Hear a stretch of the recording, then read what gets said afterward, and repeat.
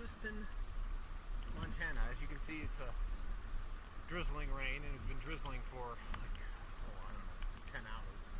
That's why I stayed at a hotel, because who wants to camp in this weather? But this thing kind of happened, is that while I'm here, they're having a convention.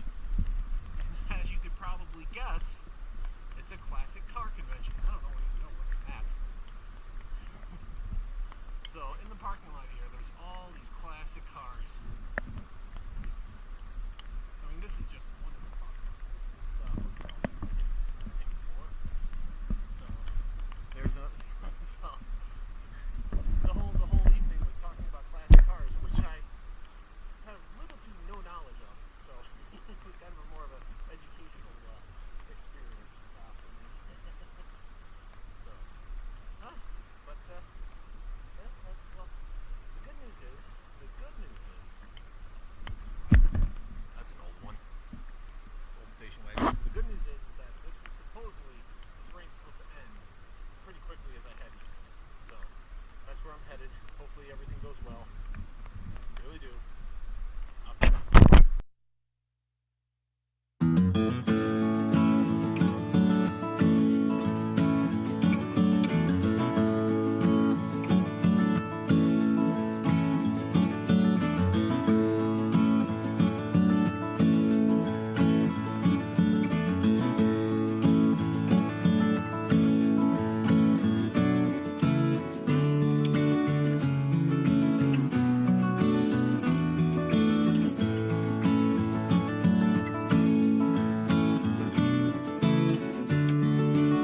Today I was starting off from Lewiston. Lewiston, I was just lucky enough to be staying at a hotel because it was raining, and they were having a classic car convention. So, you listen to everybody about classic cars, and they didn't talk about my trip or my motorcycle, so I got to just kind of enjoy other people talk about their passions, which is nice to hear. I mean, I don't know a whole lot about classic cars, so I know a little bit more now, and I've forgotten a lot of it already.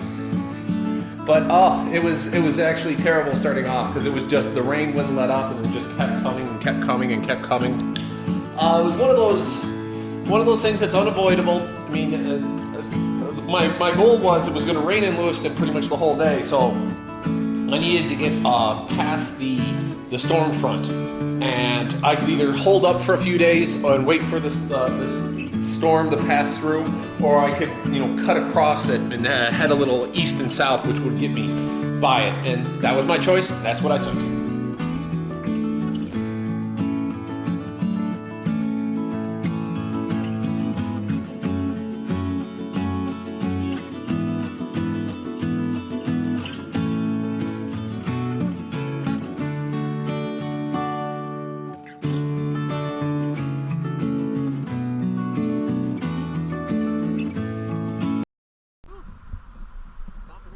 Cafe. This place is awesome. Just kind of full of tons of local people. And the rain has stopped, so I could really kind of get in there and really start to enjoy the ride.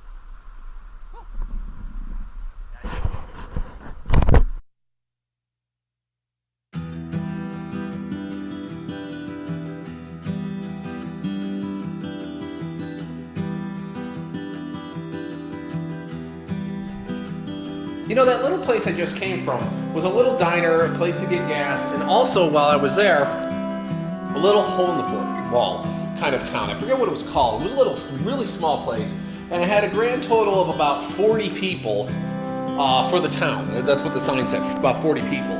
And just talking with them, it was really kind of fun to sit there and talk to like Montanans who had grown up in Montana. And they asked me a whole lot about a lot of stuff about the rest of the country. It's interesting because they'll talk about and just kind of have questions, because they don't really know a lot about like maybe DC or New York City or LA.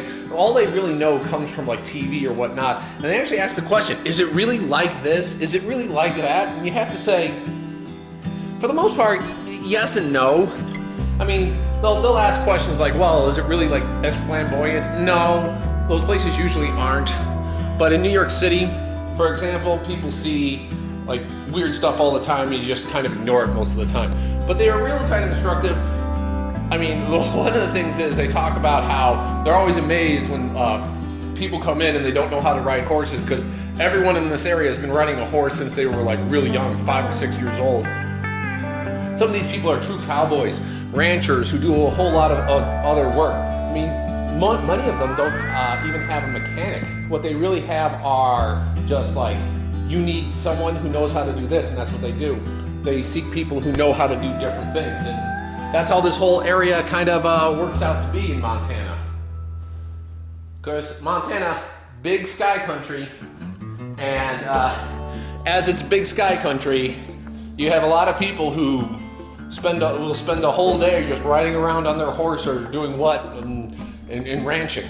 I can only imagine what that must be like to do that for an entire day or for an entire lifetime.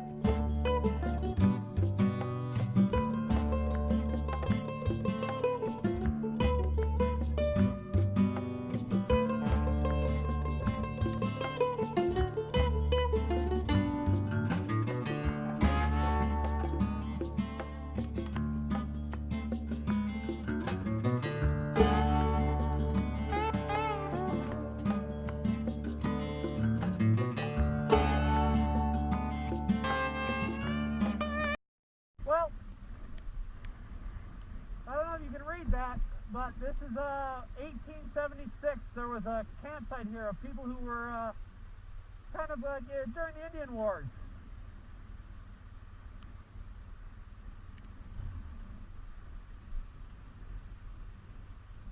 So, yeah, big sky country. They definitely have it here.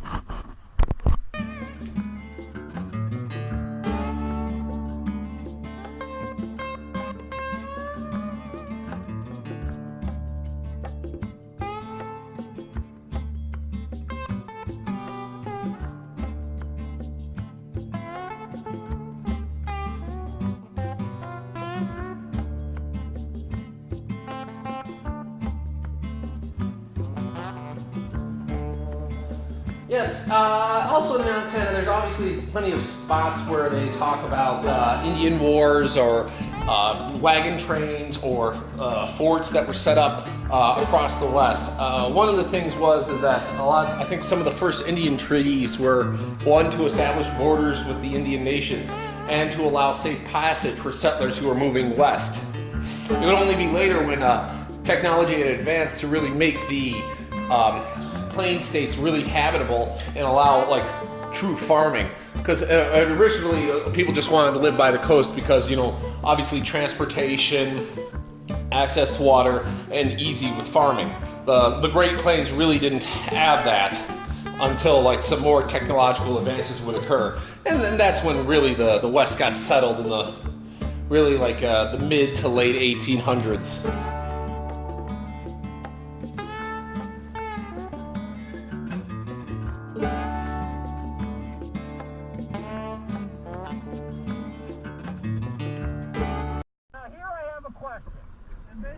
Down to this. When do we start saying whether it was a battle or when it was just a skirmish? And they're talking here about how the cavalry attacked a band of Indians and 2 warriors and 4 soldiers were killed in the battle. Now is that I mean, that was the first battle of the Great Sioux War, but come on!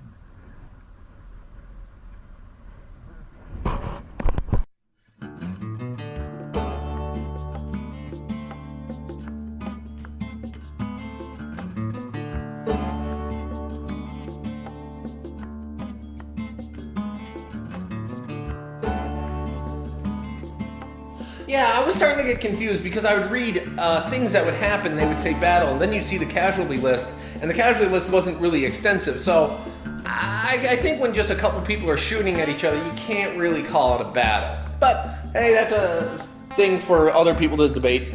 As it is, I'm headed into Sturgis, motorcycle capital of the United States if you want. And I enjoy this town so much that I had to make another stop.